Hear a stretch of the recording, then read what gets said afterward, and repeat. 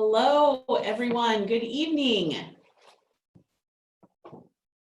Welcome to our fourth and final Making STEM Connections webinar. I'm super excited to have you all here again today. We're going to have a fabulous session. We're going to be talking about the challenges of maker education. So I'm hoping that you're in the mood to contribute, because I'm going to be asking for you to share some of your thoughts, ideas, challenges, and collaborate with other people on what you think, what are your struggles, where are you concerned, and what ideas and supports do you have for other people in the group. So excited to get started today. We are going to begin today by, let me get this pulled up just a little bit, talking with our friends from Root Robot, and Daniella is on the call, and she's going to be taking a little bit of time today to talk about the Root Robot. And if you have any questions, you can put those into the chat room, and she can see those too, but I can help to facilitate that discussion, or I might be able to answer some things in the chat. Another thing to remind you about with the chat room is just to keep an eye on that as we're going through today. If sometimes I'm checking for attendance to make sure who you are. So, you know, if it just says Terry, it could be one of 4 or 5 different Terrys. So I might just ask you what organization you're from, or if you have any specific needs. So just keep an eye on the chat room as we're going through today. And what I'm going to do now is I'm going to turn it over to Daniella from Root Robot. And let's see, Daniella, you should. Yep, I'm unmuted. Hi, everyone. Okay. Nice to meet you. Let me set this up. I'm going to share my screen with you and introduce myself. And I have my colleague here with me as well, Anna. So today, you know, we're going to take you through sort of a high-level introduction to Root, and obviously answer any questions or you know, things you want to ask us. Feel free to put them in the chat box. If we don't get to your questions today, I have my contact information here, so you'll be able to find me after today. So I oversee our sales program here at iRobot on the Root team. And we have a couple slides today that we're going to talk through in terms of just some of the curriculum and ways that you can incorporate Root into what you're already doing at your school. Jolie, you mentioned the challenges of maker education. So hopefully we can give you some suggestions and ideas of how to incorporate Root into, you know, that maker education. So let me get started here and tell you a little bit about Root. So there's 2 components to Root. There is the physical robot, which is where all the fun stuff happens, and there's the app. So we have an app that is free, and then we also have a paid version of the app, which comes with premium content for folks like you. It's geared towards educators. So in the app, you'll find things like ideas for inspiration and lesson planning, and ways to, you know, give you ideas to incorporate Root into whatever coding program or curriculum you have at your school. Now, I guess one thing to point out too is, and we're going to talk a little bit more about this in the future slides, is just the creativity that can happen with Root. It's ready to use out of the box. I think it's pretty easy to get started, and it comes with the materials that you see on the screen here. So we have a fold-out whiteboard, we have markers, we have vinyl clings that come with it, and of course, all of the content in the app. So I wanted to highlight some of the key features here of Root, because I think some of these are what differentiates Root from other, coding robots or other products out there. And I think there's a couple of unique things here. And of course, if any of you are using Root, we'd love to hear about how you're using it in your school. But first and foremost, it's magnetic, which is really neat. So it has magnets that make it crawl on a whiteboard. And it's also very adaptable. So as you can see, there's sensors, there's lights, there's bumpers, there's also an eraser. But it moves very precisely. And because you have the marker, that means you can work with students to do really fun things like drawing artwork. Of course, you can also code the robot to then erase your artwork. But, it also can, in some ways you could say it can feel emotion, because it can see, it can feel, it can perceive touch. And the sensors, it can scan color and react to those. So I think if you think of what you're doing in your classroom, think of this as a complement to a lot of those things that you're already doing. And also keep in mind that Root is very much what I see as a cross-curricular robot, because you have something like the element of art or sound, so you have music, you can really use it cross-curricular at your school, so you can use it in lots of different classes and in school and after school.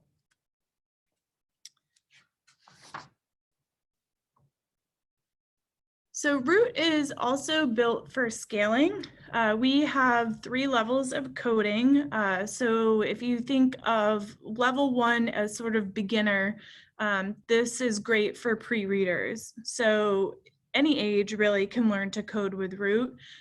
With level 1, they don't need to know how to read. It uses graphical blocks. So it's going to teach kids those early concepts of coding, and it's drag and drop functionality.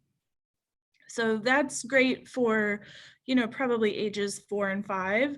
And then kids can level up. So they can move right from level 1 to level 2 using the same robot, but now you can reach, higher grades and older students. So level 2, uses a combination, so hybrid coding, a combination of graphical, block coding and text coding. So that's great for your, 7-year-old and up. And then level 3 is completely text-based coding that teaches them structure and syntax of coding, and it uses Swift.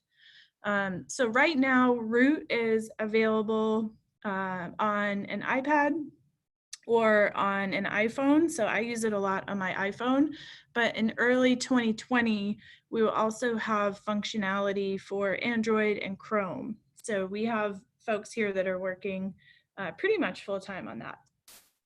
So what's great about Root is that it has this grow with me functionality, and that interface can progress with the students. So really, anyone could learn to code. I told my husband he could even use this to learn how to code. So now I want to talk a little bit about the curriculum. So I mentioned that we have the app, and in the app we have activities and inspiration to get started. What is also in the app that I haven't mentioned yet is a simulator. Which means even if you don't own Root robots at your school, you could still download the app today. So if you're looking for an activity for Hour of Code or something else, you can download the free version of the app today and get started, and students can use the simulator. So we also have some built-in how-to functionality, and that helps you to get started with Root. One thing also that I should mention about the simulator is it's great for practice. So it's something that kids could also use out of the classroom. If they had a device at home and they wanted to use a simulator, they could. So in the app, there's also some ready to go code. I think I have some screenshots in the next screen. And there's also coding tutorials like what you see here on my screen. So with that, we have things that are already baked in that kind of walk you through how to write some kind of code in Root. This is Happy Birthday Dance. So it's a fun one. But there's also stuff that's a lot more simple. So just diving a little bit deeper into the curriculum, even though it's all based in the app, a lot of the material that's in here can be downloaded. So for example, we have, like you see here, this ABC chart, we have some printable resources that you can download, you can print them out, you can laminate them, you can make them really big, and if you wanted to use it to decorate your classroom, you could use it as a poster, fun things like that. So there's printable resources in there, but you can also use them as follow along activity or for inspiration, maybe to create your own lesson or activity. So a couple of the other things I'll highlight that are in the app.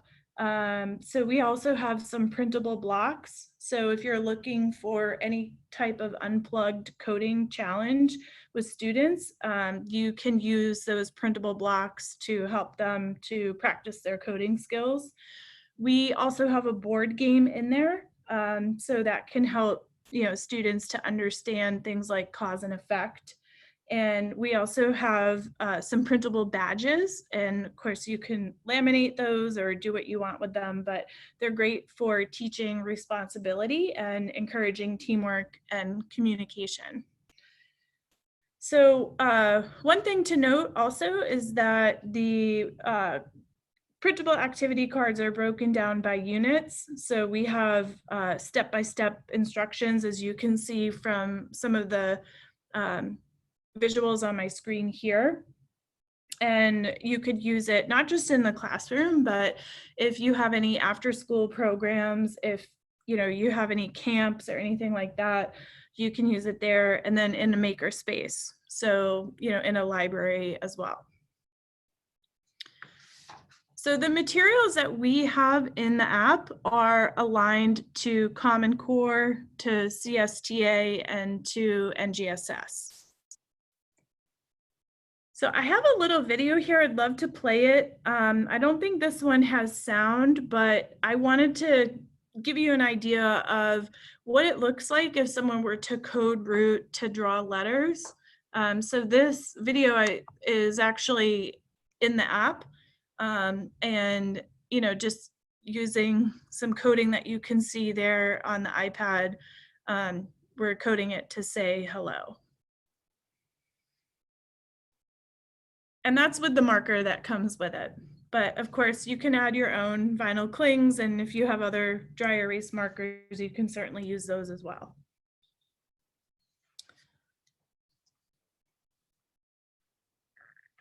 I also have a video here that's a little bit longer, just for the sake of time today. I may not play the whole thing, but I'm just gonna play a snippet of it.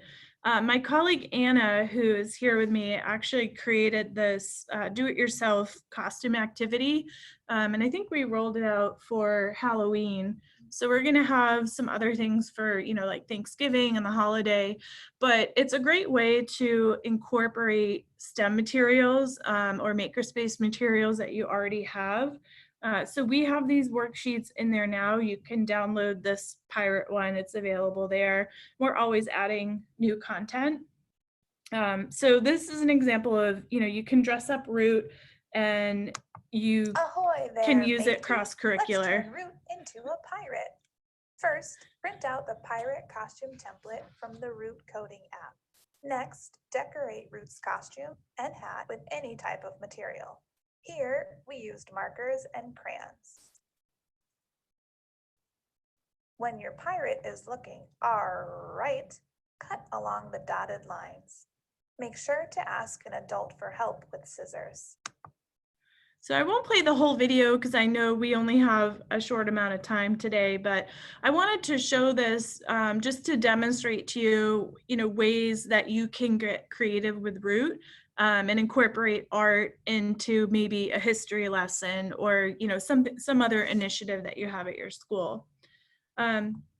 Since we are talking all things STEM and makerspace, I also wanted to make sure that I tell you a little bit about some customizations that we've seen folks do with 3D printers. So we have some files. If anyone is interested in getting them, you certainly can contact me. But we have on the top of Root, there's some magnetic latching points. And what you can do is you can create these fun attachments with a 3D printer and use things like the marker holder in the Root to make your creations come to life. So this is not an exhaustive visual, it's just some ideas for inspiration, but you can see, you can do a lot of really neat things with Root outside of just coding it.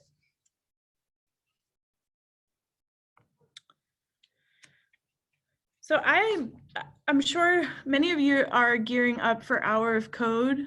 We certainly are. We have participated in Hour of Code now. This is our second year. And we have activities that are live and available today. So if you aren't sure yet, if you're doing anything for Hour of Code or not sure what you want to do, take a look at what we have. We have both unplugged activities this year for level 1 and level 2. And then we also have activities where you can use the robot. So there's a couple ways that you can get to this content. And these are just some screenshots of some of the activities that we have. You can navigate and access it right now in the app. And then it's also on our website. I have the URL there. And then if you go to the Hour of Code website, so code.org, you can link out to our content that way as well. So we'll have these up and out for a while. So even if you don't use this as inspiration for Hour of Code, it doesn't mean you can't use it for something else at your school. We like to say universal access. Anyone can participate in Hour of Code with Root. I thought I would also highlight a few quotes from educators. I'm not going to read them out, word for word. We do have one of our power users is actually in Iowa. Some of you may know Jeff Moats, but we have folks all across the US and Canada and even in schools in other countries that are using Root every day. And a lot of times they're using Root as their primary coding tool. And we did a survey last year and 83% of schools said that Root has improved their comfort teaching and coding. 61% use level 1 as their primary coding interface, and 60% use Root at least once a week. Those numbers have probably gone up since then. So we have a couple of options for folks to start their journey with Root. We hope that this is, sort of flexible enough that it meets everyone's needs. So we have class packs, and we also have an intro pack. So all of these also come with access to the premium content in the app. So the intro pack would come with 2 robots and all of the clings and whiteboards and markers that you need. And then we have classroom packs of 6, and then we also have a technology pack of 12 and a school pack of 30. So this way, if you're in a small school, you have a way to get started, or if you're in a large school or part of a large district, we have an option that is a good fit for you as well. So all of the bundles are built with the educator in mind. I mentioned they come with access to the premium content in the app. You also get access to a downloadable curriculum guide.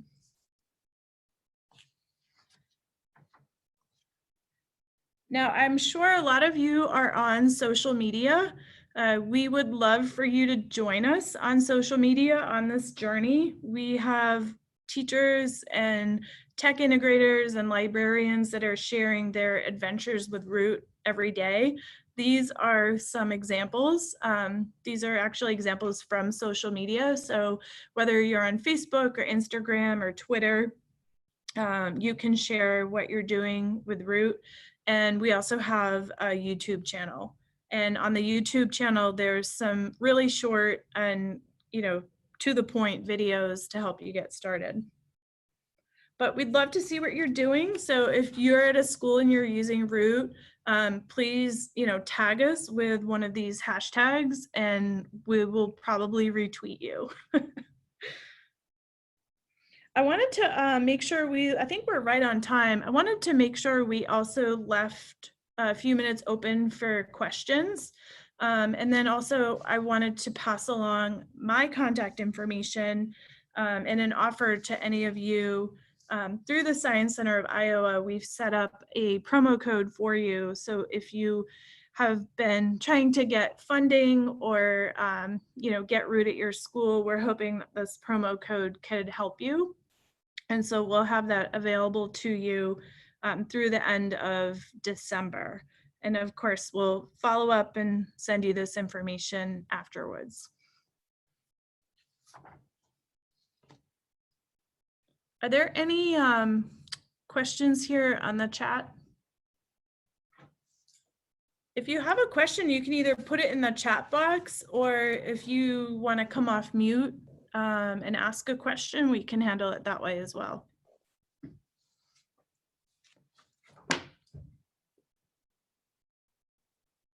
Daniella, this is Jolie. Someone had a question about the premium access. Is Yep. there a trial? Is there an opportunity for these teachers to try that out, and see what it's like? Sure. We can absolutely set that up for you. I will also say, you can get a good sense of the app and the content through the free version, but we can also set up a code for anyone through the Science Center of Iowa to have access to the premium content to check it out. So I can take that as an action item. And Jolie, maybe I can send that code to you and we'll make it so that anyone that gets the code from you can use it, maybe for the next 2 months or so. Okay, that would be wonderful. Yes, if you send that to me, then I can send that out to all of our participants, including those that are not on the webinar right now, Okay. so that they can have that. Thank you for that. Yeah. Any other questions that people have, or have you tried out your Root? Do you have any ideas or thoughts of how it might be used by others? Yeah, that's a great point. If you don't have a question, but you are using Root, we'd love to hear how you're using it at your school and, some ways that kids are engaging with it.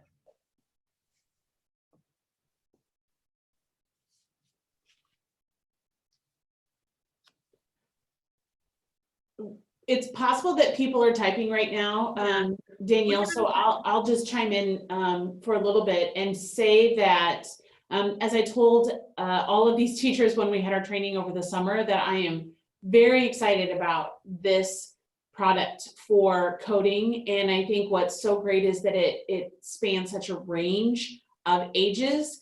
And I will tell you that me personally, the next opportunity that I'm hoping to use it with is we have a senior STEM program that we do where we work with seniors. Sometimes they come here to the Science Center and sometimes we go to them in their care facilities and we take various robots and teach them coding and programming. And so I'm looking forward to adding the Root robot to our repertoire of robots that we take out to them. Many of them are either restricted to their wheelchair or have very difficult times moving around. So we give them a tablet and then let them code robots that move around. So I'm really excited to try this out with them because it can do so many different things and it moves a little slower. Sometimes when you use robots like Spheros, they move so fast that it can be challenging for those that are new to this idea to utilize it. Thanks for sharing that. I mean, Anna and I are sitting here smiling at each other because what a great way to use what you already have. And, you know, I think that speaks to the adaptability of Root. And, you know, with one robot, you can use that really across all grades at a school, because the levels of coding mean that the student can level up in the coding and, you know, take it a step further, but you don't have to go out and buy something new to do that.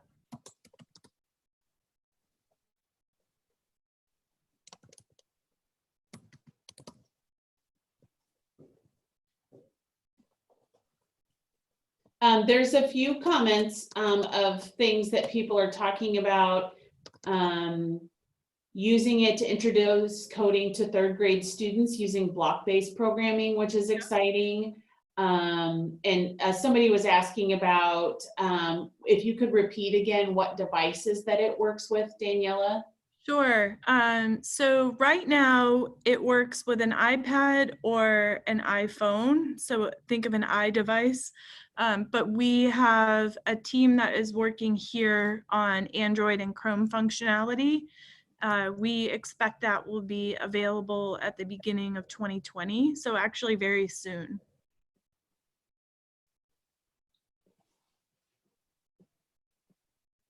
Wonderful. So what we did, Daniela, is they had your contact information. I gave them Anna's contact information as well.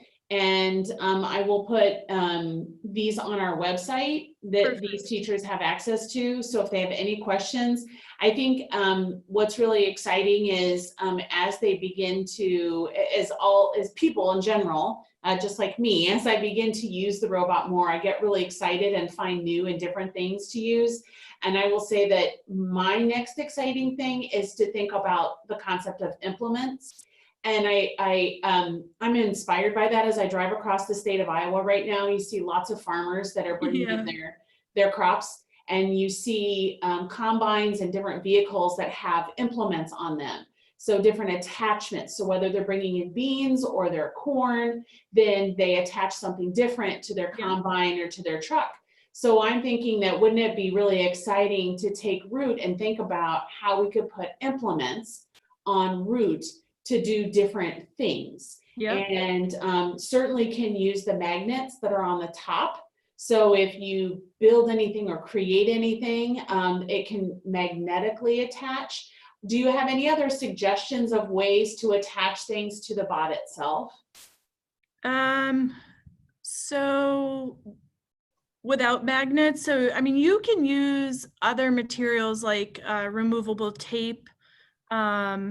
You know, so for example, if you made a creation out of construction paper, you could put that on top of the robot. We actually have some do-it-yourself sheets like that in the app right now. Pipe cleaners, I'm thinking of things that we have here in the office that we use. Removable clings, so of course we have some that come with it, but we have an idea in the app that shows you how to create your own. I was thinking about too, like the contact strips. Yes. Oh yeah, they still make that. That's right. Yeah, exactly. for, you know, like you hang things on the wall and decorations and things. That I would assume with that vinyl or that type of covering on the top of the bot, that you could use that and stick it and then, you know, remove it just like you would remove it off the wall or a window or something too. Yeah, so we have a little makerspace area in our office, and we have command strips. I'm sorry, that's feathers. what I just remembered they're called, command strips. Yes, command strips, that's right.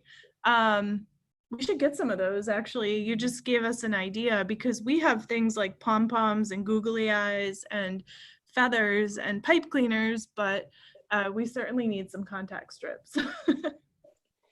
There's a question about weight.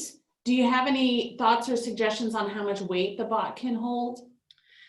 Yeah, we have tested it with different weights. So as you can see here, you know, with gravity, that might slow it down a little bit, but I would say that's even a great activity for your kids to test different weights and incorporate that into some kind of lesson planning and have the kids see how the movement of the robot changes when you add weights, or maybe when you use it on a carpet versus, you know, a hardwood floor with some weights on it, how that's going to differ.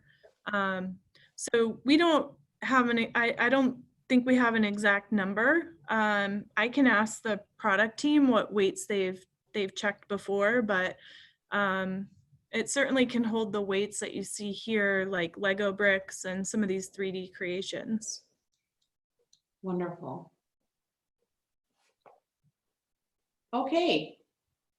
Danielle and Anna, thank you so much for joining us. I'm so excited for these teachers to have the Root robot, and I'm excited for the ways that they're going to use this in their classroom. And like I said, we gave them your contact information, and I'm really happy that you're able to provide this discount cost. So if teachers are able to, or if they're interested in purchasing more, that they can contact you about that. They can always contact me. I can always put them in contact with you, but this way it's nice that they have your direct information. Yeah, so I will also send you the slides as a PDF, and then I'll also leave you all with one fun fact, which is that we are based outside Boston, Massachusetts, but the state with the most usage is Iowa. So we have more customers using Root in Iowa than any other state right now. So I think you need to maintain your #1 position. Yes. And you monitor that through the use of the app. Is that how you know that? We don't really monitor it, but you know, we can see that based on sales and stuff that go out, but we don't really track, like we don't collect any data on anyone in the app. Okay. But we have a lot of early adopters in Iowa. Well, I'm really excited to see teachers use this, and I've looked at lots and lots of robots that are used for education, and there's some good ones out there, but this is definitely in my top rating personally for uses in education. So I'm excited to see how all of these teachers get a chance to use this as well. Well, thank you. I will have to add that to my quote list. Yes, for sure, definitely. So if something comes up through the rest of the webinar, Danielle, I'm happy to pass that along to you. And obviously the teachers have your contact information, but we thank you so much for your time and joining us today. And thanks for inviting us. Have a great night, everyone. Take care. You too. Bye-bye. Okay. So you're back to me now. As I was saying in there, if you have questions, or you got their contact information, but if you have any questions about Root or how Root is used, you're welcome to pass that along to me. I think it would be great if we are collectively sharing with each other things that we've tried. I saw lots of discussion in the chat room of different things that people are trying to use the robot for. So if you want to share that in our Facebook page, it's always a great opportunity to see what people are doing. I literally just thought of the idea of the command strips. I haven't tried that yet, but I think that would be really fun. The magnets are a very easy way to build on the robot and do things with them. We have a set of 12 of these robots at the Science Center, and we're going to be using them for classroom experiences in our innovation lab. So if you are interested in coming to the Science Center and doing some work with your students in our innovation lab using Root Robot, just let me know and we can talk about that. Okay, so let me get back to us here. Okay.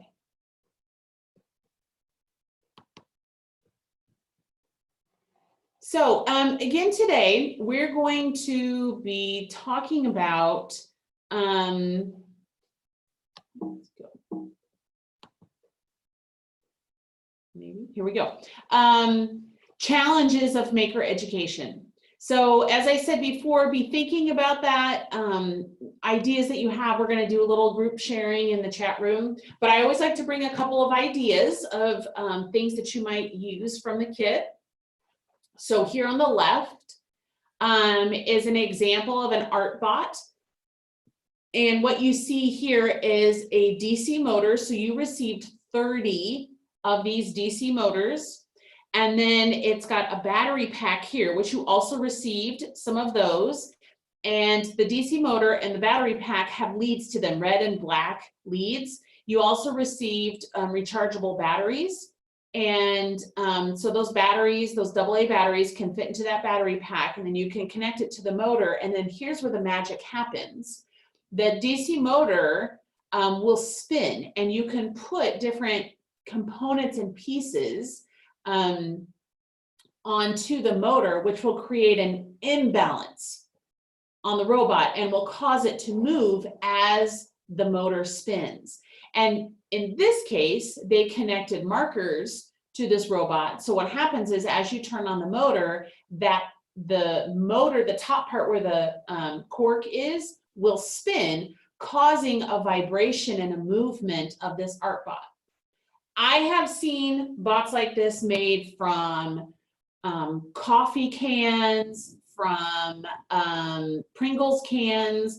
It could be from a box, anything that allows you to hold the motor itself and connect something to it that would make a mark.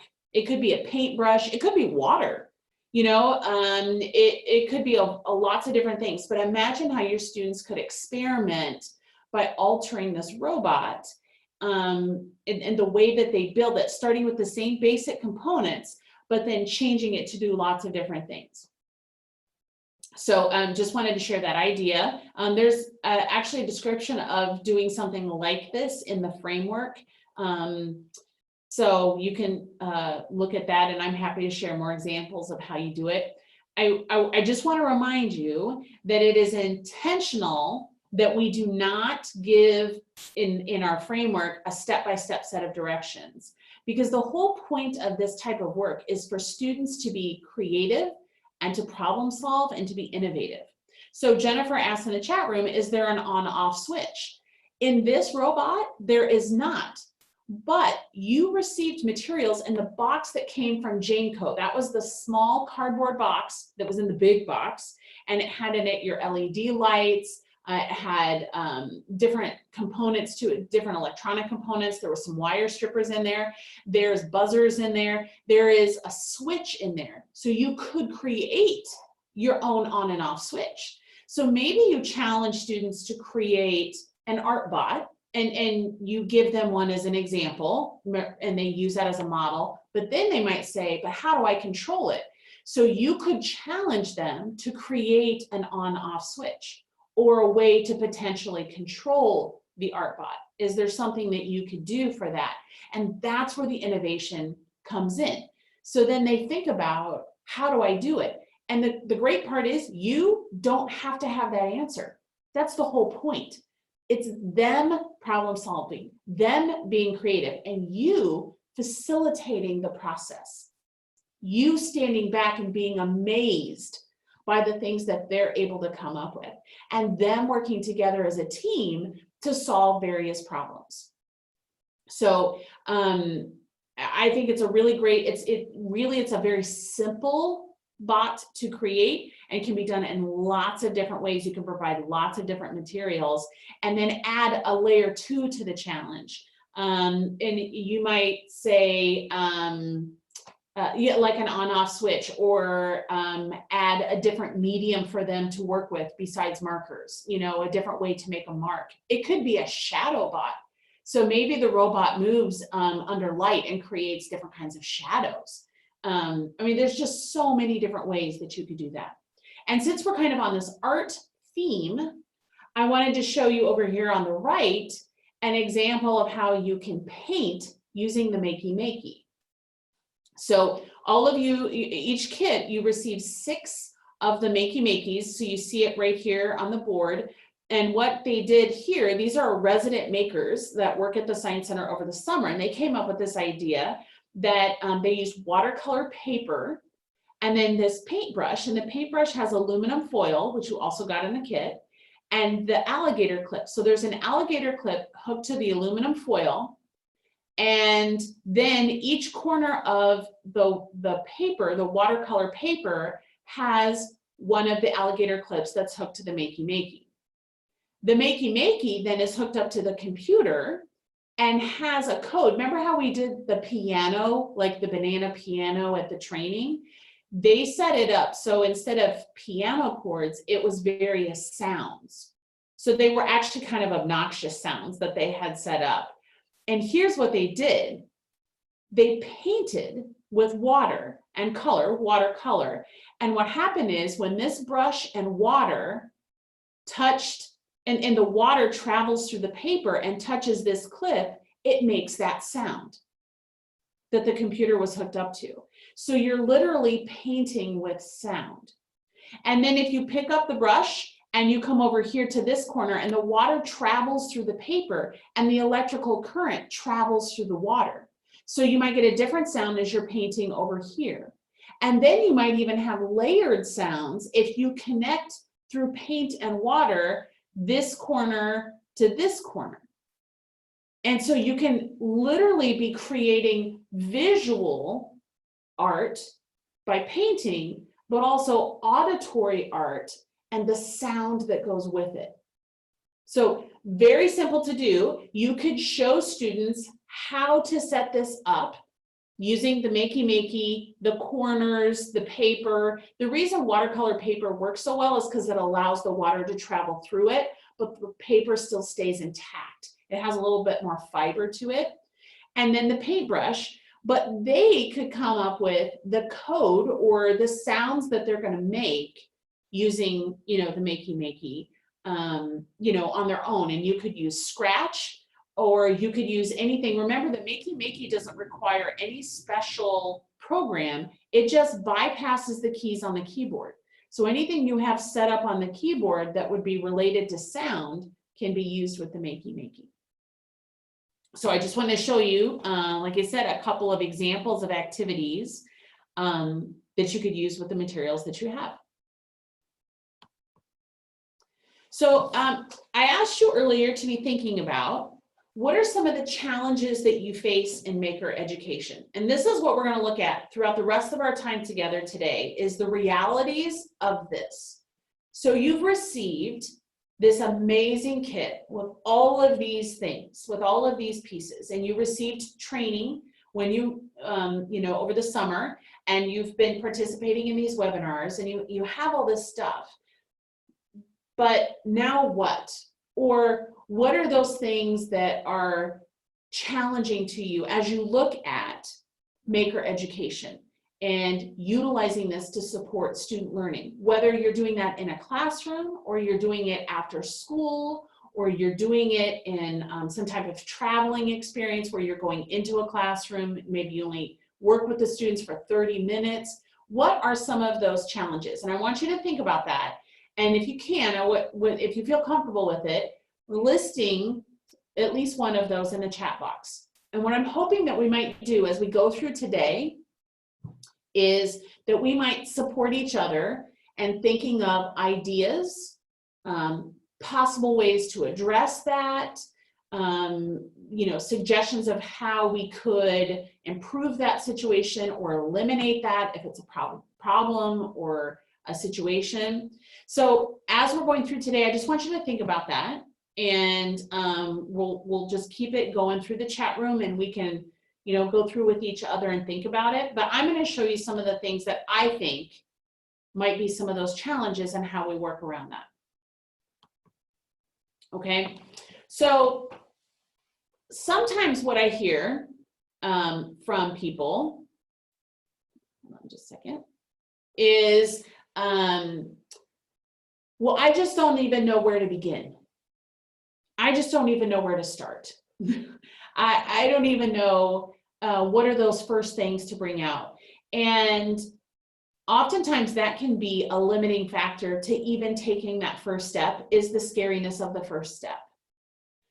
So I think what's a good way to begin to work past that is to imagine a great experience. Imagine the students that you're working with, whether it's in a classroom or it's an experience where it's a camp or it's an after school experience, and think about what would be some of those characteristics of that dream experience, that this is what I hope for, this is what I want. What are some of those characteristics? And it might include things like students are working together collaboratively, students are excited and having fun, students are learning about things that they find application and purpose to, that they are able to clean up afterwards when it's done, that they're able to share what they've learned with other people. What are some of those key characteristics? And I want you to remember that and include that as your goal. And from there, begin to chip away at what are some of those things. What is one of those things that we can work on? And so I love this quote, this Someday Monday quote by Seymour Papert. Seymour Papert is kind of the grandfather of maker education here in the United States. And you will find a lot of information about him in your Invent to Learn book, the purple book that you received at the training. He says, if you have a vision of someday, you can use this to guide what you do Monday. But if your vision of where it is going is doing the same old stuff a bit or a lot better, your efforts will be bypassed by history.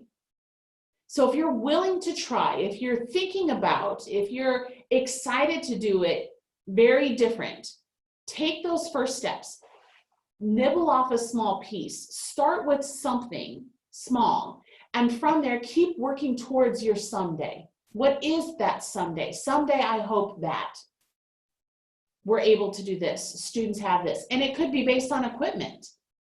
It could be based on a space. Maybe it's even having a maker space dedicated to this kind of work. It could be that idea of true collaboration in the classroom and students finding resources and help from each other before they're having to come to you. But think about that someday. It's very, very important that you have that image and that goal, because that will help you in that process of moving forward. And as you move forward, remember that safe can be good, but safe isn't necessarily where you're meant to be. So a ship in port is safe, right? It's protected from the stormy seas, but it's also not going anywhere, right? That's not what ships are built for. Sail out to sea and do new things.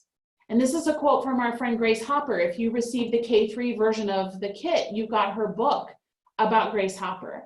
If we want amazing things to happen, we've got to take some risks to move forward in that process. Okay, so keep your someday thought in mind. Start with small things and be willing to try them out. And have some support to help you through this process. You certainly do not have to do this all on your own. So maybe you have other educators, maybe you have volunteers, or you have parents, or you have an administrator that you say, I really want to try this. What are the ways that I can? But make sure that we're being adventurous ourselves in that possibility, in that process. Okay, and a resource for you, if you're interested in learning more about how to instill an innovator's mindset in the students that you work with, is this book. And I'm sure many of you have either read this book or listened to George Kiros, either personally or if you follow him on social media, he's amazing. But what he says here is that we rarely create something different until we experience something different. So give yourself that chance to try it in a new way and to be creative yourself and model that process for the students that you work with. So they can see you being innovative and you trying new things and you trying things that maybe don't always work. And how do you work through that process? And those skills are those life skills that are going to be so important to them. And it's uncomfortable. It can be uncomfortable for you. It can be uncomfortable for them, but that's the learning process. And the outcome of that will be amazing. That's your someday. right, that we're keeping in mind. So I put this online source from George about his blog, about the innovator's mindset. And we're going to look at a couple of things that he points out in this book. First of all, I want to ask you about this word innovation. I think this is a word that is used a lot right now. It's very much a hot topic in education, but also in business. It's in my job title. I'm the director of innovative STEM teaching. So how do you define innovation? What does that mean? And I asked people, educators, various educators, to share with me what they think innovation means. And so here's a list, and I don't necessarily want to read through all of them. You're certainly welcome to look at them. But there's a few things that I want to point out from this idea of being innovative, right? Of trying new things, of increasing that innovative spirit in the students that we work with. And so I looked at some similar words. And in all these definitions, I see the word create, creative, or make. Creating something, creative spirit. That idea of making something, creating something is a really important part of innovation. It's not repeating it, right? It's not necessarily creating something that's already been made. It's being creative and making something that wasn't there before. That's what it means to be innovative. Here's another one, new. New comes up a lot in these definitions. A new way of thinking of things, a new way of doing something, a new idea, a newer, better solution. So encouraging ourselves and our students to think about what is that new? What doesn't exist right now that we could create, or we could make, or we could solve? New is a very powerful word. And imagine the feeling that students will have when they've made something that is new. It is definitely a way to learn how to use tools and materials in the Maker's Kit by repeating something that's already been made. Absolutely. You know, when you're using the sewing machine, we're all going to make a pocket. We're all going to make the same thing so that we learn the skill. But the follow-up should be, what else is something new that you could make? What is something new that we haven't thought of before? So that's really at that root of innovation too. And another word that I saw in these definitions is this word of need. Need. What is it that we need? So innovation needs to have a purpose. So when you're providing students challenges or opportunities to innovate or create or to make, that need is very important. It could be a need that's set by you. It could be a need that is driven by something happening in your community, or it could be a need that's very personal to those students themselves. But the need is important. Why are we doing this? Why are we innovating? Why are we looking at something in a new way? Because that need will help to drive that creative process. So think about that. What are those opportunities? Like, as I was sharing with Daniella, the idea of thinking of the Root robot and having implements. What are those things that farmers need to take in their crops? What does that mean? What does that look like? And how do we innovate that system? And they have lots of examples of implements for corn and beans. Well, what are some of the other crops that we have? What is that need to innovate and think about how do we harvest those things? How do we harvest apples? How do we harvest other types of crops? Could be, you know, animal-based. How do we harvest fish? What does that look like? What is the need? And how do we create a new way of doing it? Okay, so I want you to think about that. The idea of being creative, something new based on a need. That's the innovation that we're talking about. And so George put in his book this graphic, if you will, which is a characteristic of the innovator's mindset the way that we think about things. And I think it brings up some really important parts of what it means to be innovative and to have that mindset. The idea of being empathetic, right? Having emotion, that has to do with some of those needs. What are the students' needs? What are your needs? And how do we address those in this process? The idea of problem finders, right? Starting with a question, empowering our students to derive their own questions based on their own needs or their own curiosity and wonder. And I love this one about taking risks, right? That innovative new path, not necessarily the one that everybody else is taking, but what is the new way to look at it? You are not alone. Use your network, use your supports, and your students should understand that they can use each other. Who in the class has tried this, or is somebody already using this tool, or did something that one of the students innovated a few weeks ago, could that help me in my process of solving this problem or thinking differently about it?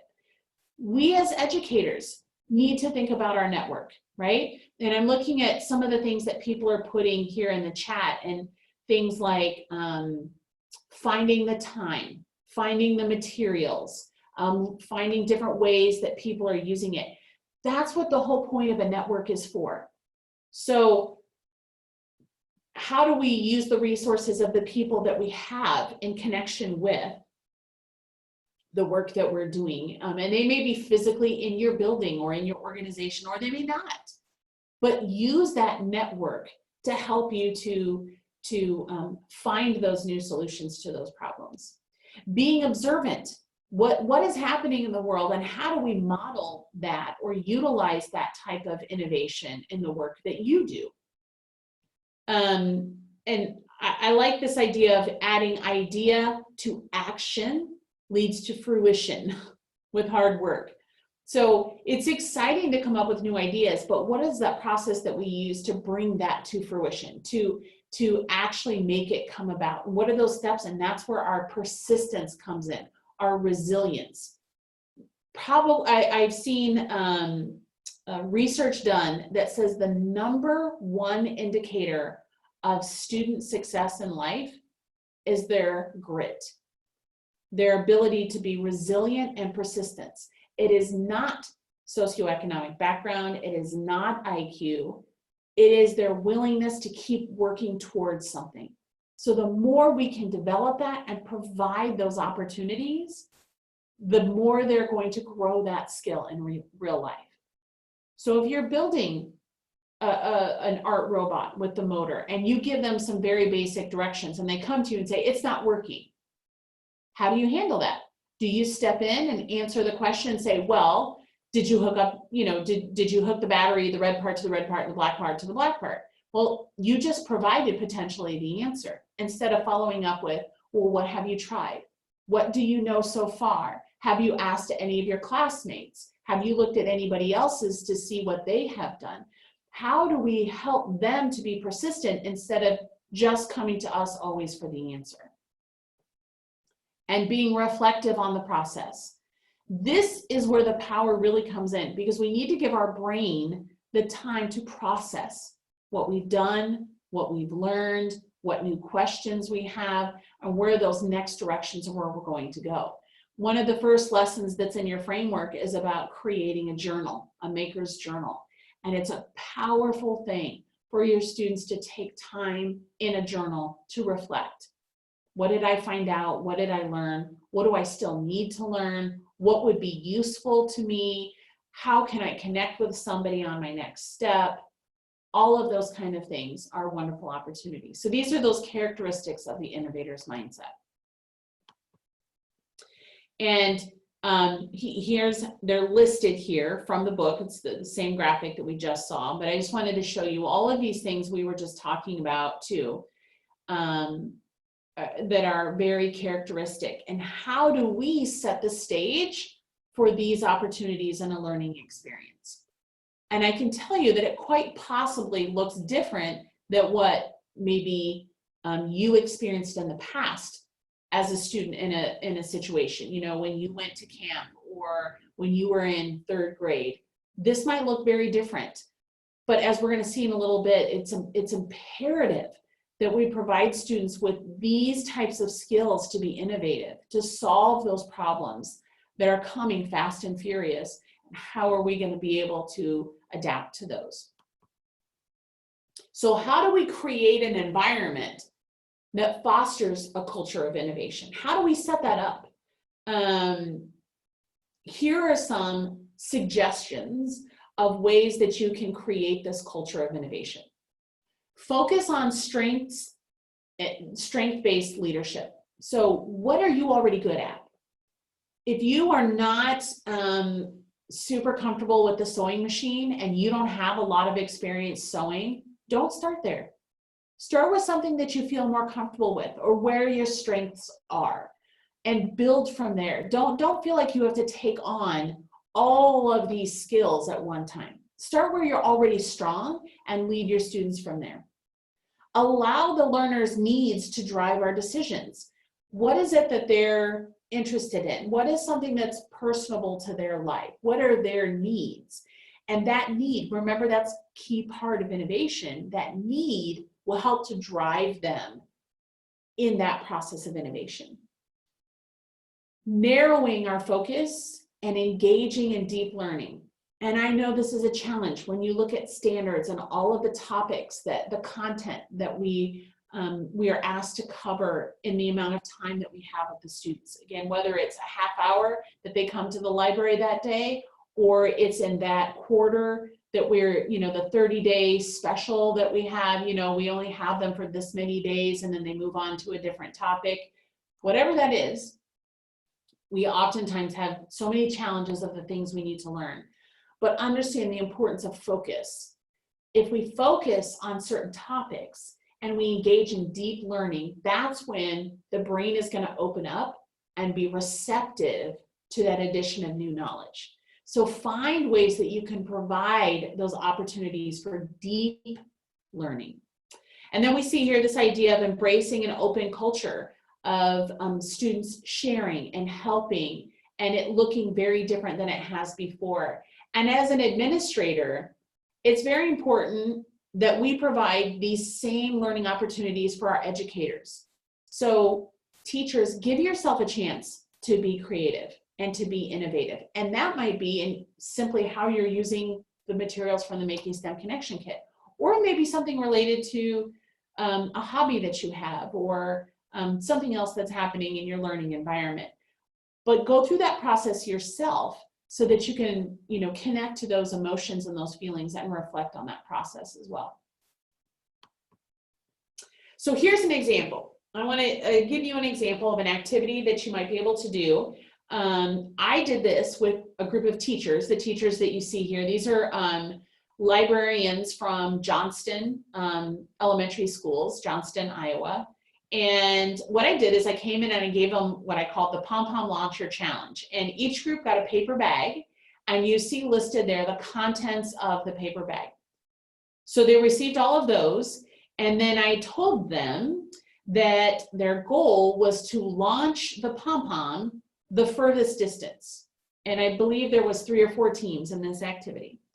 And then I asked them to assign tasks to themselves. So they had different jobs. They got to self-select, but somebody in the group was a materials manager. So they were in charge of monitoring the materials and how those were being used. We also had somebody who was a timer, who kept track of the amount of time, somebody who was the architect, and someone who was the questioner. So they had a certain amount of time to first begin by drawing. And so the architect did the drawing. And you see in the picture here, the bottom right-hand corner of this picture, they got a piece of graph paper. And so the architect was the person who was in charge of drawing. And they had 4 minutes to do the drawing. So as a team, they talked about it. The architect drew it, and the timer had to keep track of how much time. At the end of 4 minutes, they had to bring it and show it to me. So I acted as the city engineer. And I had to look at their plans just so I had a knowledge of what they were doing, and then I could give them support as needed. Then they went back to their group, and they had 10 minutes then to build their pom-pom launcher. Now, here's what's really fascinating about this. I did not provide them any tape or scissors, but I had tape and scissors out on a table. I didn't say anything about it. I just told them that they had these materials. You had a materials manager and you had a certain amount of time. So when I said go, they all started working. And I heard them saying things like, well, I wish we could cut this, or I wish we had. And they could have access to seeing the table that had tape and scissors. So somebody asked me, a materials person came up and asked me and said, can we use those things? And I said, are you the questioner? And they said, no. And I said, send up the questioner. So the questioner came to me and said, can we use those? And I said, yes, you can use these materials. What materials do you need? So they went back to the group and asked, and they wanted scissors and tape. So I let them take the scissors and tape. There were groups that did not see this happen. And so when we got to the end and they were launching their pom-poms, there was groups who said, where did you get the scissors? And where did you get the tape? And it was amazing to me that the teachers didn't stop and realize that they could ask questions. They had a person who was specifically assigned to just be the person who asked questions, and they didn't ask.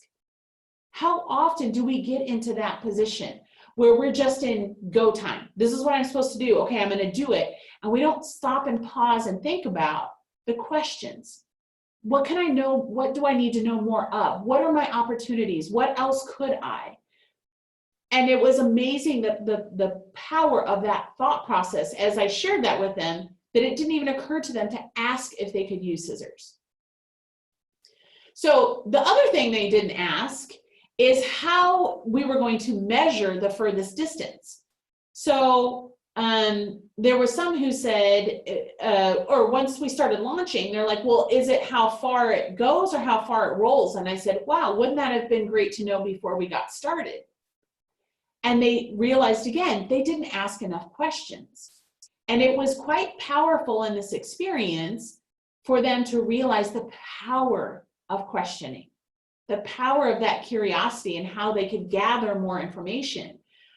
And I would venture to guess if we did a similar activity with this group again, that they would utilize that experience and remember that they could ask more questions.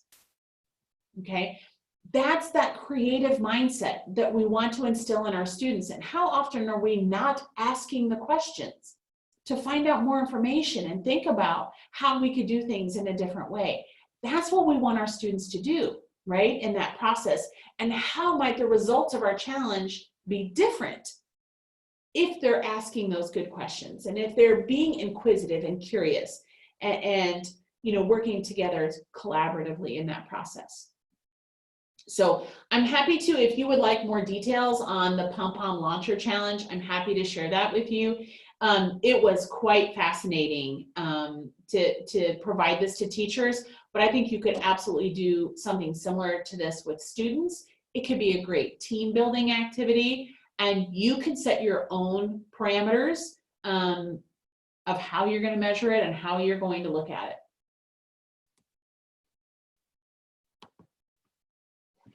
And it brings us to this idea of how do we create innovators? And it's a true problem that we have to address here in our country. And Tony Wagner, who wrote this book, Creating Innovators, and we're going to actually watch a little bit of a TED Talk here in just a moment from Tony, and he brings up why this is so important. He says that we have to become the country that produces more ideas to solve more problems. We have to become the country that leads the way in developing the new technologies for a sustainable planet and affordable healthcare. We have to become the country that creates the new and better products, processes, and services that other countries want and need. This is why we need to create students who can think different, ask questions, solve problems, to come up with a creative new way to solve our needs.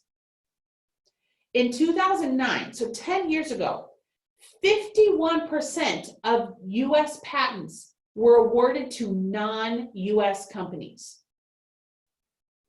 which means that a lot of innovation is happening outside of the United States that is affecting us here. We need to shift that to be homegrown. We need to encourage that problem solving from ourselves based on our own needs, right?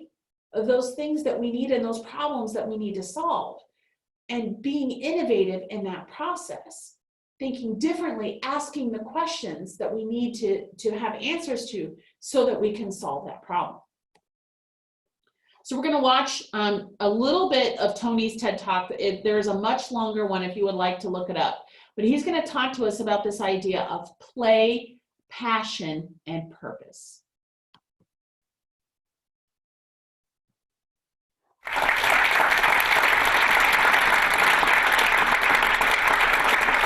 So how many of you are educators, past, present, or future? Raise your hands.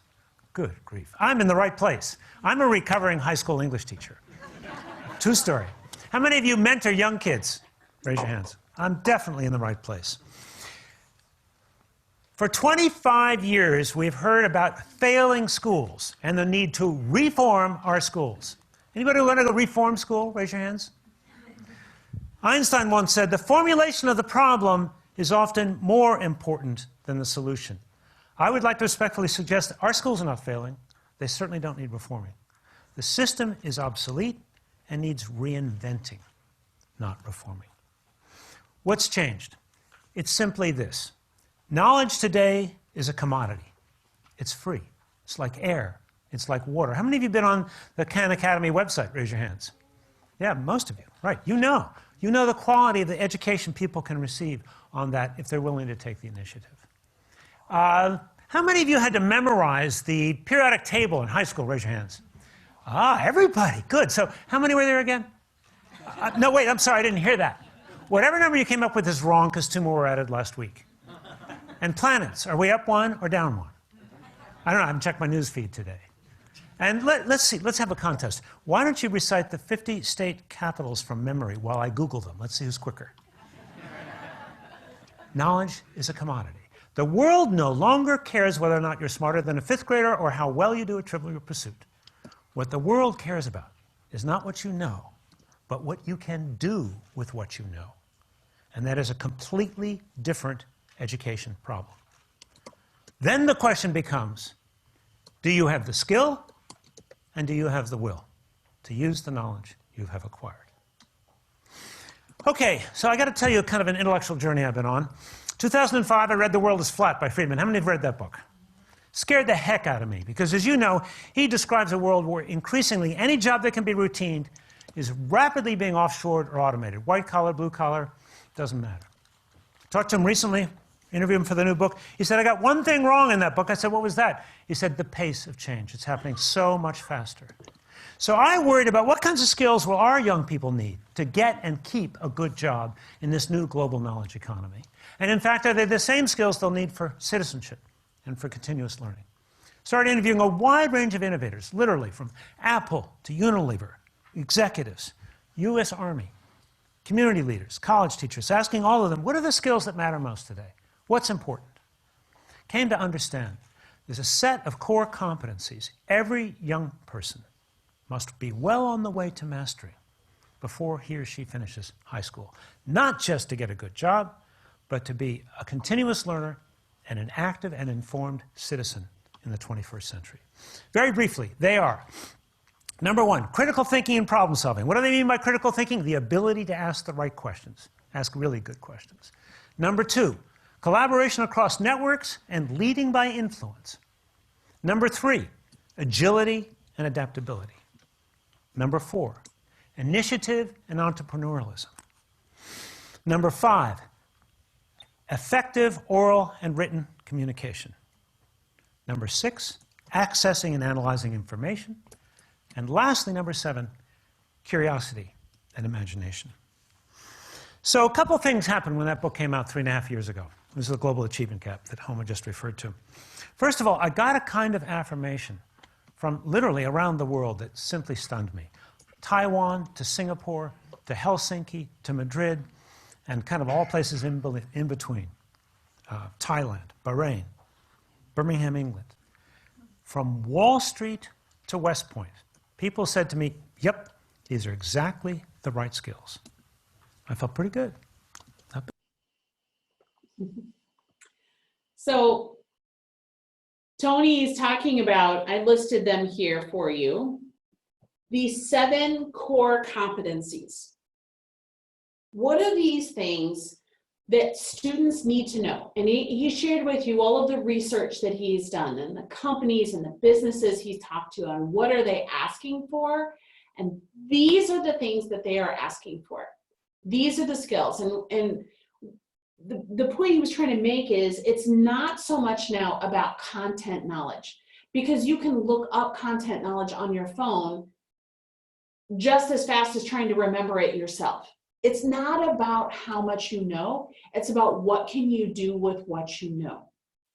And we're still stuck kind of in an educational system that puts a lot of value and importance on content knowledge through assessment, through testing. And so we face a challenge as educators of how do we overcome that? But the use of that knowledge is really where we should be focusing. I'm not saying that we don't need to teach content, but what we need to do is to help our students see the application and use of that content. Why do they need to know this? How is this useful? How does this address the needs that they have in their life? The challenges that our communities are facing. That type of challenge, that type of work is really what business leaders, what employers, what our community is looking for in the students as they are entering into that adult world. So thinking about, you know, this idea of critical thinking, ability to ask the right questions. I think sometimes we provide the questions for the students and they don't always think about how to ask the questions themselves, just like in the pom-pom challenge, right? So sometimes the question can come from the students. I saw in the chat room, lots of discussion about this idea of challenges or how to get them started. Maybe that is part of what they do, is asking those kinds of questions. What is it that they need, or what is the problem? So, you know, where it might be that it might have something to do with everyday components of their life. My headphones keep getting tangled up all the time. So what is the question? What do we need to answer? Is it a way to prevent that from happening? Is it a way to eliminate that as a problem? Is it a way, you know, to think very differently about how we listen to things? And maybe they're generating those questions that becomes the challenge. Collaboration across networks and leading by influence. Collaboration, we know we keep using that in our 4 C's, but how do we actually build that? And I know group work can be so challenging, but those are the real skills that we need in terms of collaboration. Agility and adaptability, trying, you know, being able to try something different when given, or maybe not everybody has access to, or not everybody gets to have this, so what am I going to do instead? What's something else that I can use? Having initiative and being entrepreneurial. We're going to talk about that in a little bit too. The business future for our world is really based on entrepreneurial thinking. Elon Musk is a perfect example of that. Effective written and oral communication. We know this as educators, but helping students to see the purpose and the use of this. Being effective, helping people to understand your thoughts and ideas. Assessing and analyzing information, and even just the basic idea of curiosity and imagination. These are these skills that are going to be necessary for students to be successful, and this is what these businesses, thought leaders, and the communities that we live in really need from the students that we have. In a maker setting, imagine how we could address these types of needs. How do we provide these opportunities? And curiosity and imagination is sometimes things that we don't allow our students to do because we don't have time. I see a lot of people commenting in the chat room about time. We just don't have time to do this. And I think we have to think about time in a very different way. We tend to segment time and think of it as in chunks. And maybe we have to look at time in a very different way, and ways that we layer time and overlap time, and recognize how we can establish these types of opportunities in time we hadn't otherwise thought of, you know? And I saw a connection, somebody was asking about literacy and the connection to literacy. So what are ways we can overlap our work in literacy and our work to address these competencies here through maker education? I've seen it done in lots of ways. I saw at our preschool at the Science Center, I saw a unit where the students were reading the book Billy Goat's Gruff, and they were talking about problem solving, and we gave them the challenge of building a bridge for the different goats to go across, and the challenge of the 3 different sizes of goats and how the bridge would need to be built differently for that.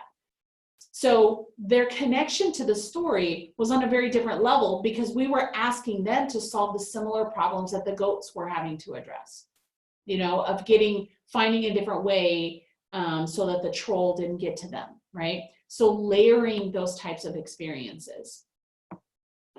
I think that that's a really powerful way to look at things.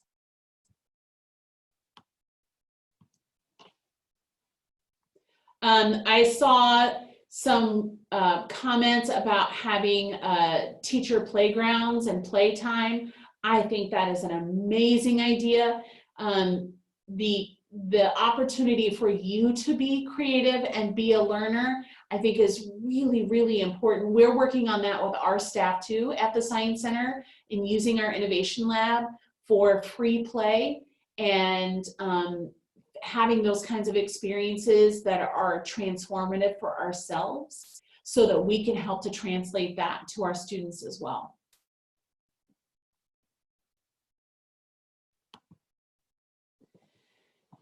Some interesting information that I found looking as we move forward about these skills and the importance of them. And the reason I'm kind of spending time talking about these statistics is that we are often challenged with student learning being based on a grading system or an assessment system that is viewed as content driven. And content, again, is very important, but I want us to see what the world is asking of these students that is not related to content directly. Doesn't mean the content's not important, but these other things, right, are related, or in their way they're related to content, are important. So survey that was done in 2011, and it interviewed 1,000 senior business executives in 12 different countries. They found that 95% of the respondents believe innovation is the main lever for a more competitive national economy, and 88% of the respondents believe that innovation is the best way to create jobs in their country. This idea of being innovative, of being creative, of solving problems with new methods based on our needs is absolutely what our communities need. And as an educational institution, whether you are formal, you know, whether you're an actual classroom, or whether you are providing out-of-school experiences or informal opportunities for learning, we need to give our students these opportunities to be truly innovative and learn through that process and solve those problems. And all of these statistics, I saw some comments in the chat room about how do we help administrators to understand this is important. We can use this kind of information. This is what the community is asking for, right? Connect with your partners of the community, connect with your business leaders, and ask them, what is it that they are seeing as needs or things that maybe our high school graduates or our college graduates are our next step. What are those things that they're missing that we can help to support and provide them those opportunities in? Innovation is absolutely imperative as we move forward to solve these problems. And this is just another report that's talking about, I think this is fascinating, talking about growth in the year 2020, which is now next year, so, you know, not that far off, but the service industry has a lot of opportunities for growth in terms of innovation. So there's nail salons, hair salons, car dealerships, dog grooming places, but who's doing it different? Who's changing the way that they look at that process? Who's thinking differently about that business? Those are the people that are going to take that service industry to the next level, that are going to be innovative. And those entrepreneurs, those ones that are thinking about, how can I solve this problem? How can I provide this service or this product or whatever this is to the world? Those entrepreneurs are really going to be the people that change the world. Think about things like iPad, Twitter, and Pinterest. Before those ever existed, you couldn't have imagined a digital sharing platform, right? So what's around the corner that we haven't thought of, but somebody already did? And they're going through the process right now because it's based on a need, and then thinking creatively about a new solution to that problem and being innovative. Let's support that in the students that we work with. So here's some more statistics. I'm not trying to give too many, but now we're talking about here in this, the UN National General Assembly, talking about financing global education opportunities. And here's what was striking to me in this report as I read it. It highlights this alarming reality that 2 billion, or half of all current jobs, are projected to disappear by 2030, 10 years from now, due to automation.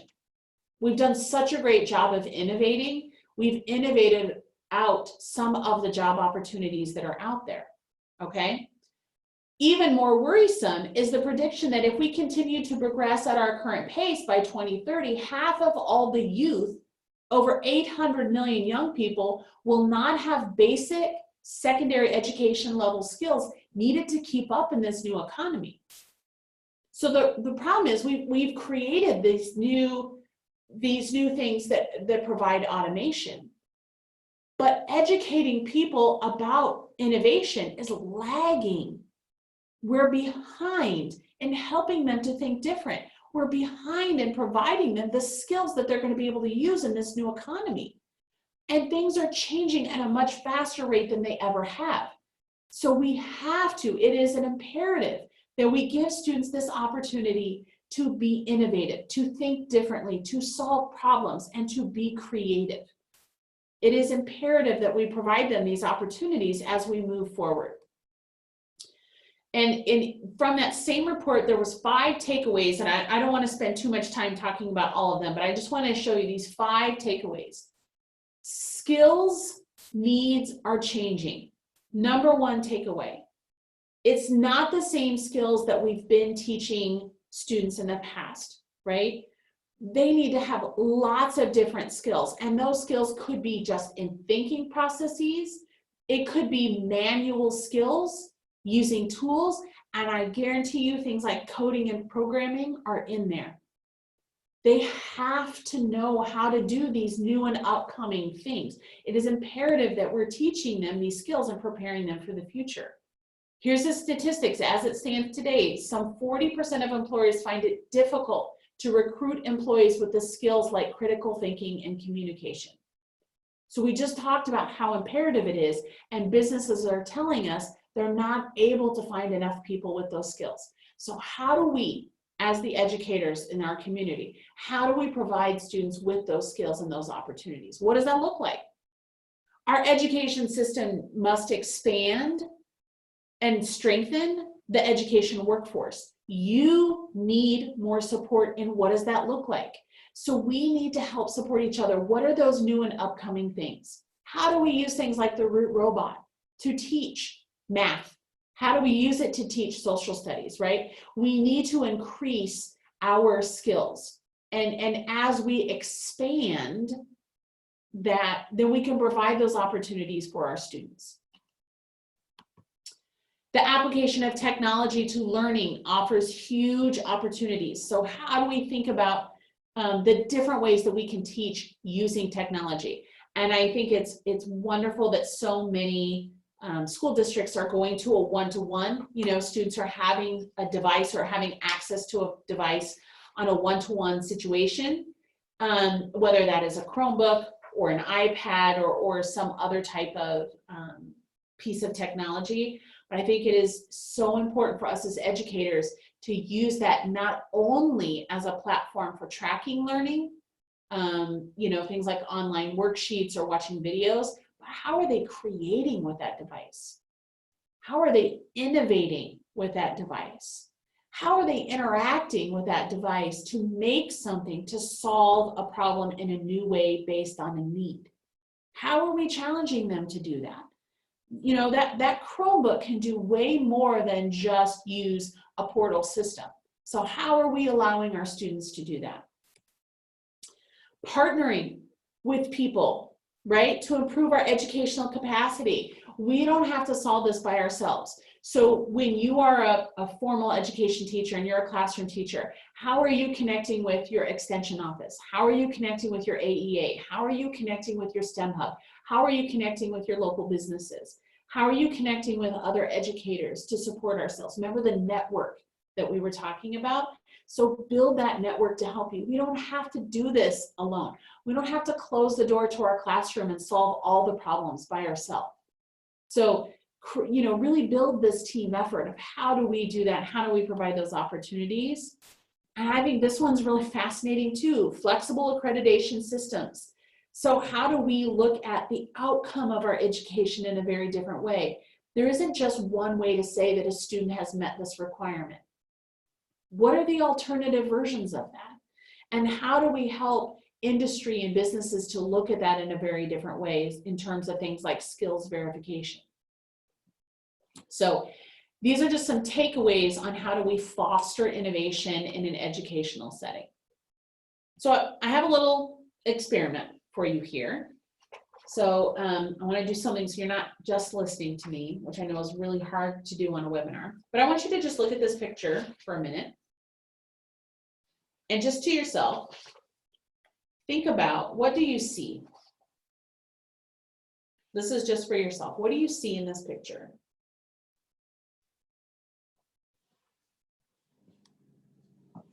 What are some words that you could use to describe this picture? Again, you can just do this to yourself.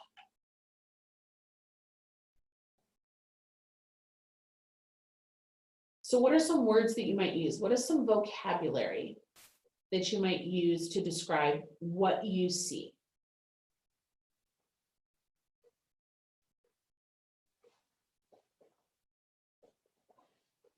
And as you're thinking about this, you're all looking at this same picture. This is a picture that's taken with an electron microscope. And your mind is trying to make sense of this picture right now. And it's trying to think about, what is this? And when you're adding vocabulary now to that, your mind is trying to organize those thoughts and add words to it. And even though you're all seeing the same thing, you're quite possibly coming up with very different responses to this. None of them are incorrect. So then I might ask you, what would you title this picture? And your responses to these questions are going to be based on your previous experiences, the way that you look at things, ideas that you have, vocabulary that you currently have, opportunities that you may have experienced before with something similar to this. But the point is, you can all learn something about this picture. We could study it, we could investigate it, we could come up with different ideas, we could absolutely tie some art to this, we could certainly tie some literacy to this, and the whole time we're experiencing this, but we may never know what it actually is. That is the miracle part of science. Science isn't necessarily about finding the answer. Science is about the process of investigating it, of learning about it. The point I'm trying to make here with this picture is that you don't have to know something fully. You don't have to have all the details of this picture in order to facilitate learning about the picture. Don't feel like you have to be an expert in coding and programming in order to teach it.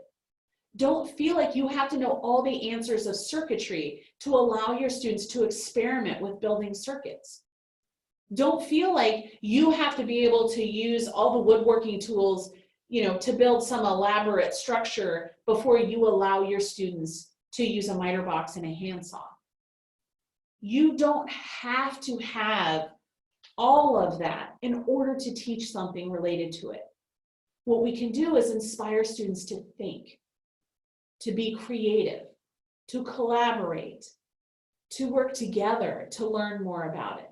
So release yourself from that pressure of feeling like I have to know, or I have to design the perfect experience. I have to build or create something, this amazing thing. You don't have to. We just have to provide an opportunity for the students to do that and to support them in that process. Okay? You have more to teach than what you know. Remember that. You have way more to teach. It's not just about the content, right? It's about that process of learning, of challenging our thought, of being creative. I think it would be great to provide students with a picture like this and ask them to be creative and to maybe even have a writing prompt related to that and to let them know there is no wrong answer. If we're stuck on the idea that there's a right answer, how can we come up with new possible solutions to this? Because we'll always think there's one answer.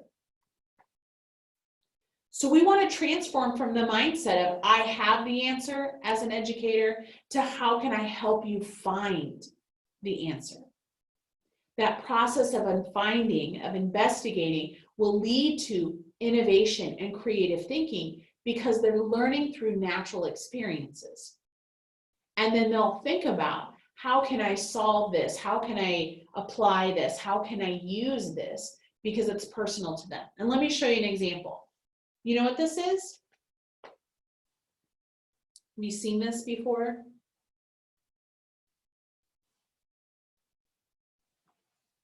Yes, Jennifer. This is Voyager 1. Voyager 1 was launched in September of 1977. Some of us were born at that time, some of us not. And the mission of these Voyager probes, there was 2 of them, but was to really explore the outer parts of our solar system. So Voyager 1 in particular, the mission was to fly by Jupiter and by Saturn, and then continue on out past the outer planets, out past our solar system. It was altered, that mission was altered to fly by Neptune and Uranus as well. And it is currently the only spacecraft to have visited these other outer planets. And we're actually sending other probes out there to take closer pictures. But we learned so much as Voyager was moving past, looking at these pictures.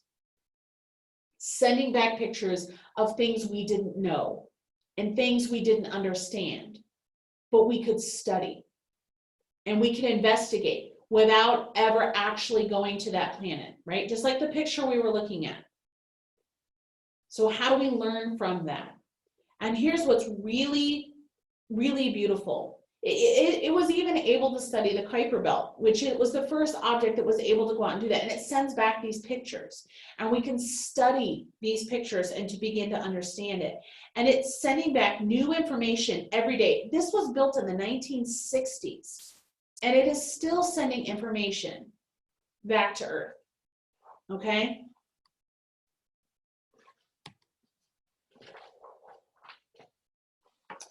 And one of the chief scientists who's still working on this project, because it's still happening, shared this quote when he was talking about the mission of Voyager. He said, we all knew that we were on a mission of discovery. We knew, yes, the tiny blue dot, We knew that we were going to see things. We just had no idea how much discovery there would be. We just kept finding things we didn't know were there to be found. How profound is that statement? That there are things that we don't even know yet that are out there for our students to learn. We don't have to have that answer. Let's model the true mission of discovery and of innovation and of opportunity and of creativity to learn, because that's what science is, right? There's so much to discover. And I hope that we keep finding things that we didn't know were out there to be found. Solutions to our problems, opportunities for things to happen differently that are out there waiting to be found. And that's what we have to help to provide for our students through these opportunities and through these experiences.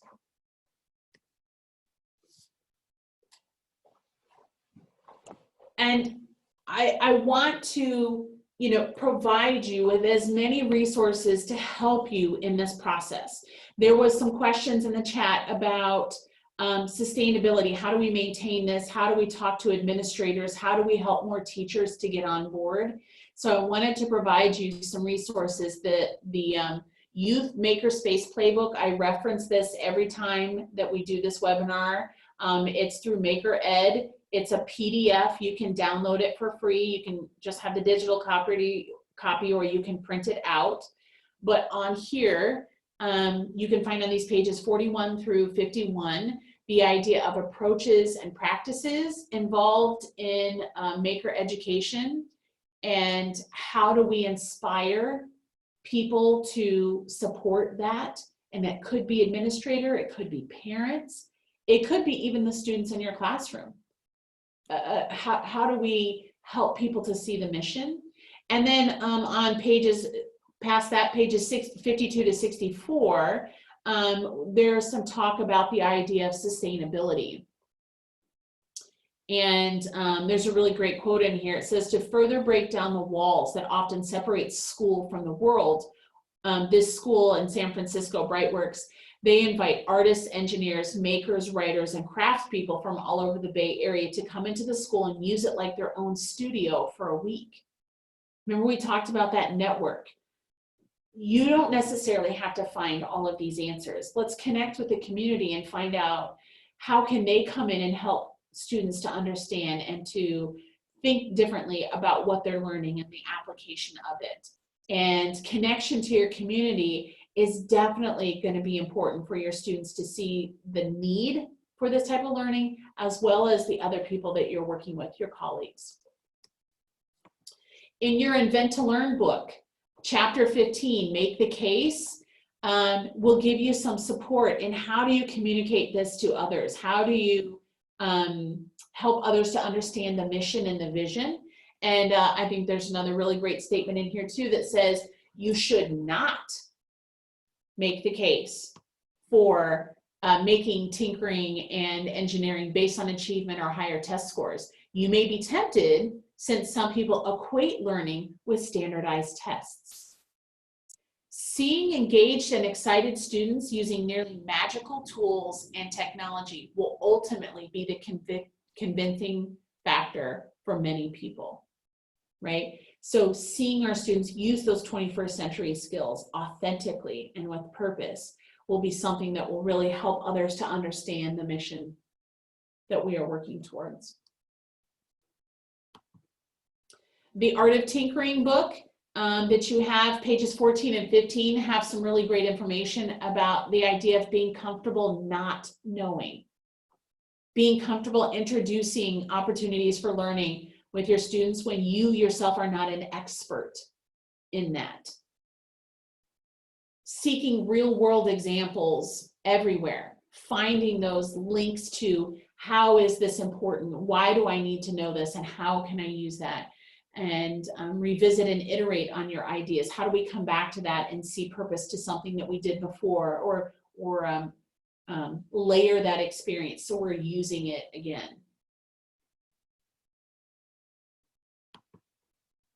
And in the Art of Tinkering book, these are the pages we are referencing here, the tinkering tenets. There's some really great information, some little nuggets of support here for maker education that you can look at. So it's a really great resource, not just in ideas of what to make, but really in the idea and the emotion around making.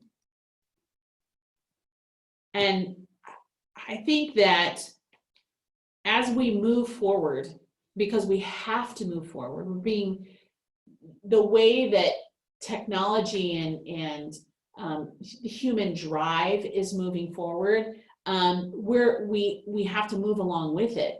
But I really appreciate this idea here that he says that if you dislike change, you're going to dislike irrelevance even more.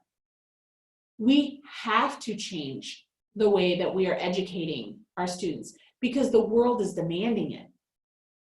And so we need to look for these opportunities for our students to learn authentically these new skills and these opportunities to use that for purpose and for need, and show the application of that learning so that we move forward along with the technology and we don't get left behind or become irrelevant in the process. So the last thing we're going to do here, and I'm been trying to watch the chat room, and you guys are doing a fabulous job of sharing with each other and giving each other ideas for how to incorporate this based on some of the challenges. One little thing that I wanted to add, I was typing it, but I'll just share it with you verbally. Somebody was asking about connecting it to literacy, and something that we've been talking about is looking at, with some other educators, is books and stories that you are reading, and how do you connect making an application to that. So solving similar problems, modeling that process, and you can talk about the anatomy of a story, and when there is conflict, when there is an impasse, how do the protagonist and the antagonist, how do they work it out? How do they solve that problem and that solution, and model that and connect that to something that they can think about themselves in terms of making? And it could be a process. This year at the Science Center, well, for the last 3 years, we've been hosting a homeschool science series. And we have multiple sessions that homeschoolers are invited to come to with their parents.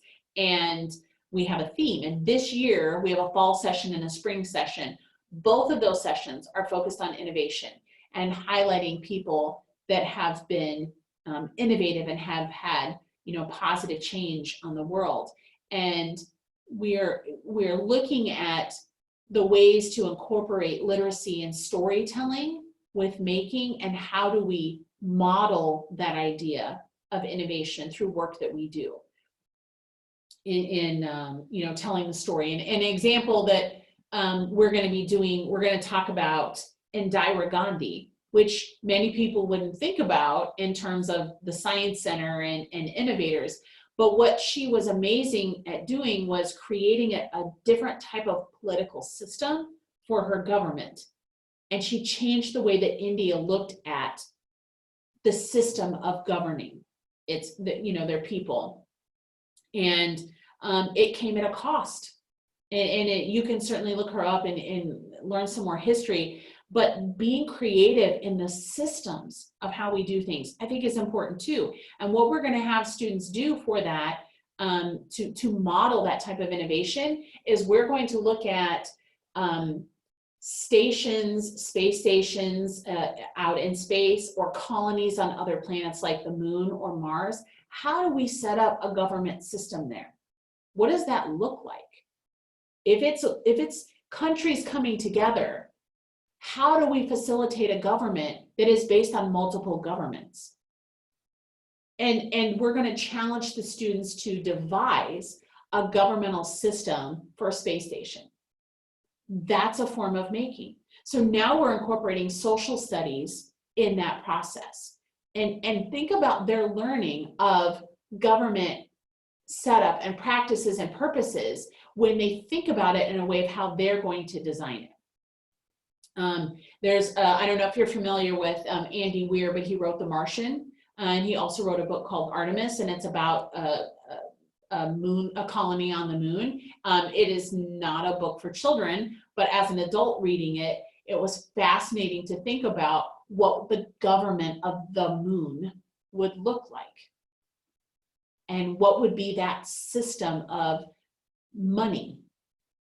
And they don't use, in the book, they don't use money on the moon. But imagine that process of students thinking about innovating about those processes. So social studies absolutely can be supported by this type of thinking too.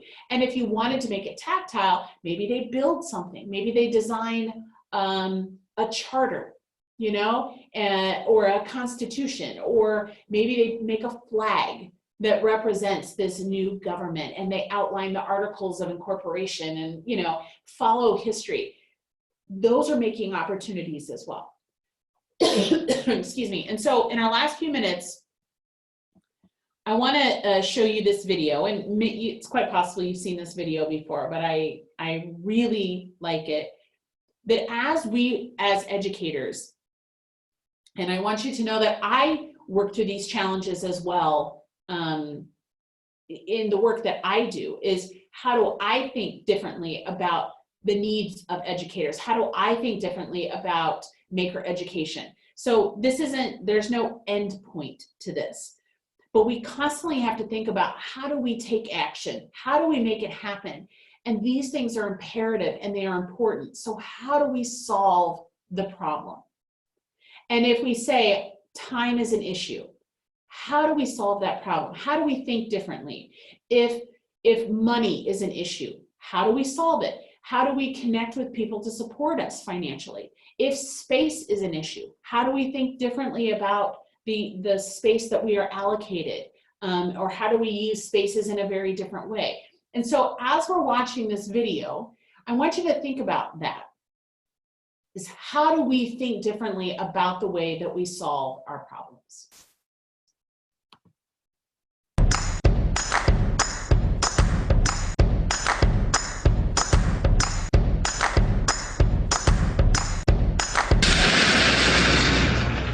Whoa, that's not good.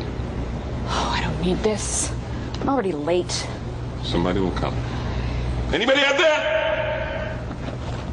Do you have a phone? No. Sorry. Somebody! Hello?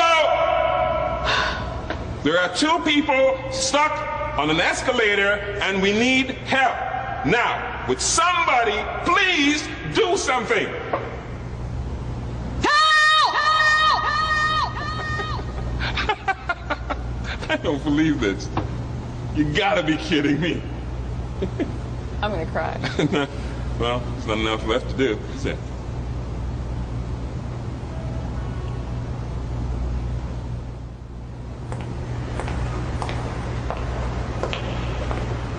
Hello? Hey, don't worry about it. I'll fix it in a second. He said he can fix it. All right. All right. That's more like it. He says he can fix it.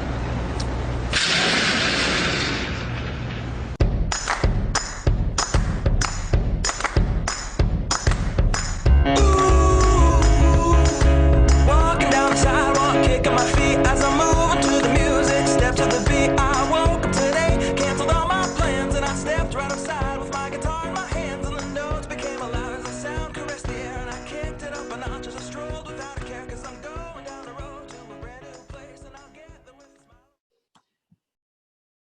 So I every time I watch that, it just gives me a chuckle, and I think to myself sometimes when I'm in an impasse or I'm thinking, how do I solve this problem? Do I step back and just say, just walk up the escalator? You know, sometimes the answer can be quite obvious, so we just need to take the first step in order to get there. So I hope that as you are progressing in your experiential learning opportunities with your students, that you give yourself the opportunity to think different. And sometimes that means things are gonna maybe not work out the way you thought, or they might be kind of challenging, that persistence, right?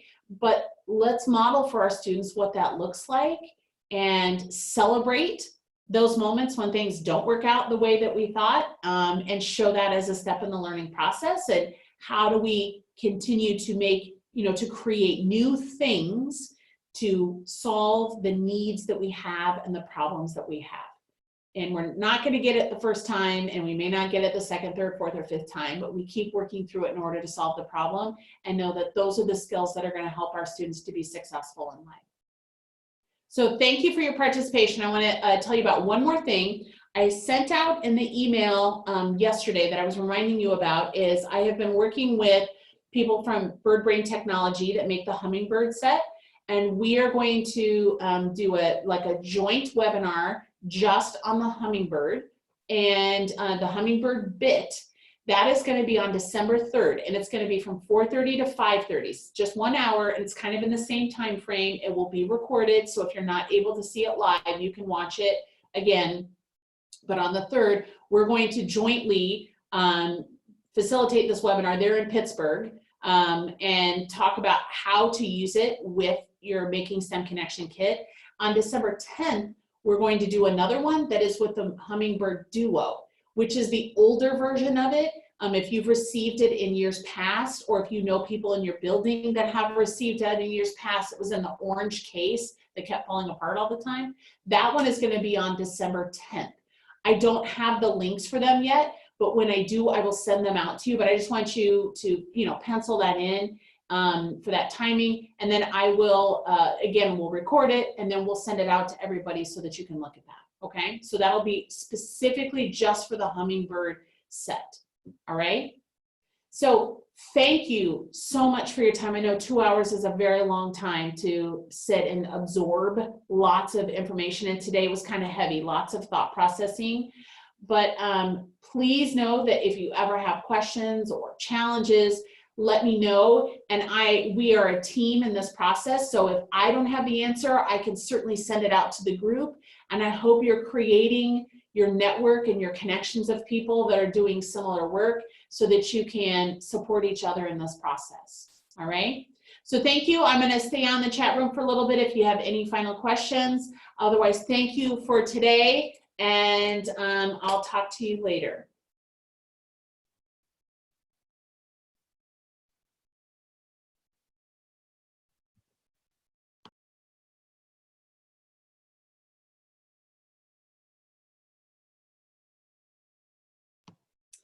I'm going to chime back in. Val is asking about if you're taking this for credit.